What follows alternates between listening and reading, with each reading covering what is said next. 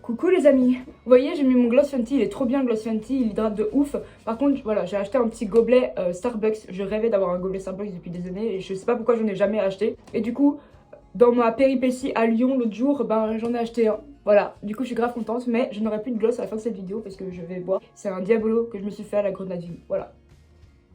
Wesh! Alors comment ça va les amis? Je reviens sur ma chaîne YouTube avec un sujet qui me touche tout particulièrement, ma sexualité. Avant toute chose, n'oubliez pas de vous abonner et un petit pouce bleu ça fait jamais de mal. Quand j'étais petite et tout, je me rappelle en primaire et tout, j'ai toujours été attirée par les garçons. Je voulais toujours avoir un petit amoureux et tout, patati. Et j'avais eu quelques amoureux, des amourettes, d'enfance quoi, tout simplement. À cet âge-là, tu te poses pas vraiment de questions, tu te dis, il y a ma maman, il y a mon papa, ils sont amoureux et tout, bah voilà. Alors toi aussi, il faut que tu trouves un amoureux et pas une amoureuse. Tu te poses pas la question, tu as tes amourettes d'enfance et tout. Et puis ensuite vient l'adolescence. L'adolescence, tu te poses des questions. Énormément de questions, tu te cherches, tu trouves ou pas, ça dépend des personnes. Et autour de moi, ben, vers 13-14 ans, je voyais qu'il y avait des ados qui sortaient avec des filles. Et je me suis dit, c'est bizarre ça, mais en même temps, c'est pas trop bizarre non plus. Enfin, en moi, ça résonnait. Je me posais des questions, je me disais, mais est-ce que toi, peut-être, du coup, vu que ta pote à côté de toi, elle sort avec une fille, est-ce que toi, tu peux sortir avec une fille? Du coup, j'ai développé la première fois des sentiments pour une personne, et cette personne était une fille. Et là, c'est le chamboulement. Cette amie était une amie d'enfance. Du coup, t'as peur du jugement. T'as peur que si tu lui dis, ben, elle te prend pour une folle. J'avais peur qu'elle veuille plus être amie avec moi. Du coup, je lui ai rien dit. Je suis restée dans le silence pendant, vous savez combien de temps? 3 ans. 3 ans, je lui ai rien dit. 3 ans, j'étais amoureuse de cette personne, je lui ai rien dit. Et c'est là où j'ai compris que, meuf, t'aimes pas que les mecs. T'aimes aussi les filles. Là, du coup, tu te catégorises de bi. Tu dis oui, t'aimes les garçons et t'aimes les filles.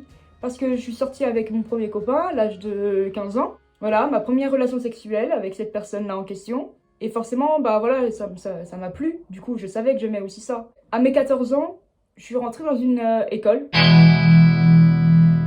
Mais ensuite, là où je me suis énormément remise en question et que j'ai compris que je pouvais avoir des jugements autour de moi parce que de base, j'avais pas eu de jugement par rapport au fait que j'aimais les filles. Après, j'en parlais pas du tout et j'en ai jamais vraiment parlé à cette époque-là. Et puis, je suis rentrée dans une école, dans un internat. D'ailleurs, petite anecdote, j'ai réussi à rentrer dans cet internat parce qu'il y avait une meuf qui venait de se faire envoyer parce qu'elle sniffait de la coke en classe. J'avais 14 ans, j'étais en 4e. Et je rentre, j'étais la petite nouvelle. Je suis arrivée en milieu d'année, en mars. Et voilà, moi j'étais là, bah, j'étais amoureuse de cette fille, tu vois. Et je me disais, ben voilà, t'aimes aussi les filles. Mais t'aimes que cette fille-là. Tu peux pas aimer d'autres filles. Du coup, je suis arrivée dans cette école et il y a une fille qui était venue le soir et tout, me parler et tout et me dire, oui Emma, tu me plais beaucoup, si tu veux, ben viens dans ma chambre ce soir. Moi, en pleine encore interrogation sur ma sexualité, parce que oui, je me disais oui, j'aime les filles et les garçons, mais est-ce que c'est vrai? Est-ce que c'est vrai? Est-ce que t'aimes aussi les filles? Du coup, le soir, quand tout est éteint et tout, je vais dans sa chambre et tout. Il y avait des colocataires de chambre dans l'internat. Les filles, elles commencent à pouffer de rire quand j'arrive dans la chambre. Et t'as la fille qui m'avait proposé le truc qui me dit, bah, en fait, je m'en fous de toi. Je voulais juste savoir si t'aimais aussi les filles. Après, pendant plusieurs semaines, jusqu'à la fin de l'année, je me faisais charrier sur le fait que j'aimais aussi les filles. À partir de ce moment-là, je me suis énormément introvertie sur moi-même, je voulais plus le dire à qui que ce soit. La fille que je aimais, je lui ai pas dit. J'avais 14 ans, je lui ai toujours pas dit ce que je ressentais pour elle. J'ai essayé d'amener la chose vers mes 15 ans. À l'année de mes 16 ans, je lui ai enfin dit ce que je ressentais pour elle. Et elle m'a dit non, c'est mort, Emma. Elle m'a pas du tout jugée. Je lui en remercie d'ailleurs pour ça. Elle m'a pas du tout jugée. Elle m'a dit pour moi, Emma, t'es une amie et tout. Du coup, bah moi, je lui ai dit ok, bon, y a pas de souci. Je vais. Voilà. Et à l'intérieur de moi, je me suis dit bah il faut que je refoule mes sentiments. Mais je veux rester amie avec cette personne. J'ai pas envie de. Parce qu'on est amis depuis des années et des années, depuis notre tendre enfance, et je n'ai pas envie qu'elle me rejette. Du coup, retire ses sentiments. Quelques mois plus tard, j'apprends qu'elle sort avec une fille. Et je me dis, mais what? Mais qu'est-ce qui se passe? Il s'est passé quelque chose qui a fait que après je ne l'ai plus aimée, j'ai arrêté de l'aimer. Il s'est passé quelque chose qui a fait que ça a coupé. Tout simplement, je n'avais plus de sentiments pour elle. Et quelques semaines plus tard, on était à Sephora et elle vient vers moi. Elle était plus avec sa copine. Elle vient vers moi et elle me dit, Emma, si tu veux commencer quelque chose, c'est maintenant ou jamais. Et j'ai pas répondu. Elle est partie, elle est rentrée chez elle. Et voilà.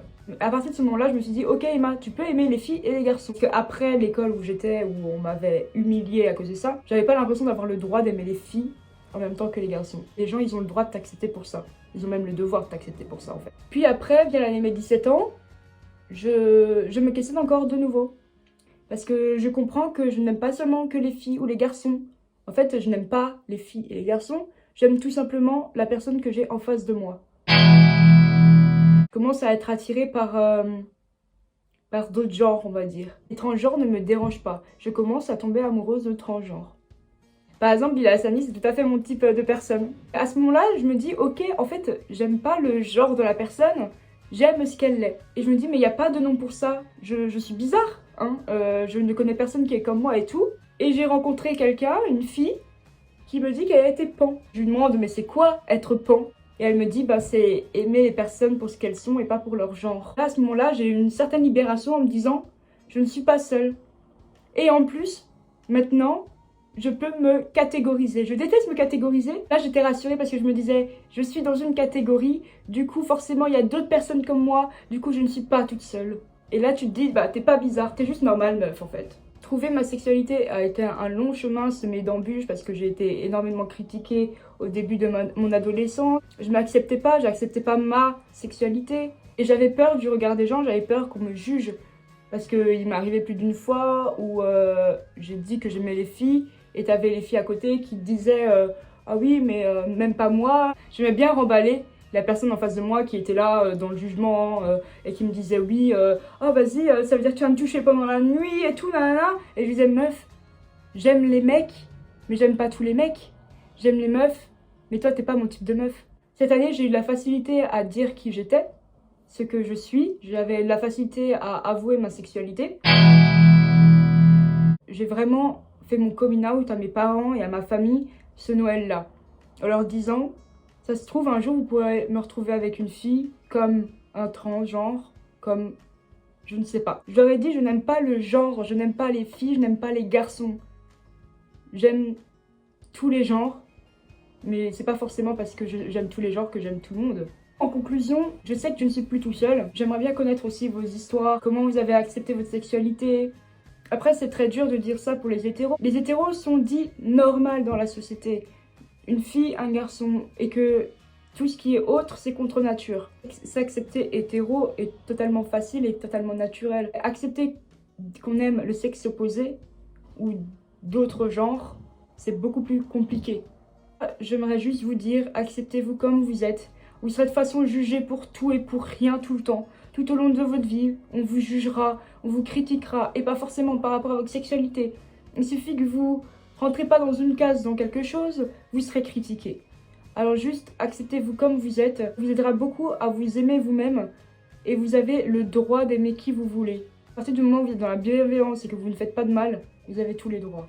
Je voulais finir cette vidéo en vous transmettant ce message et j'espère que ça vous aidera à accepter la personne que vous êtes si jamais vous avez encore des doutes, si jamais on vous critique et que vous vous remettez en question. Et vous n'avez pas à vous remettre en question, c'est les personnes en face de vous qui doivent se remettre en question si elles ne vous acceptent pas. Sur ce, j'espère que cette vidéo vous aidera, je vous aime, alors aimez-vous. Bisous les amis.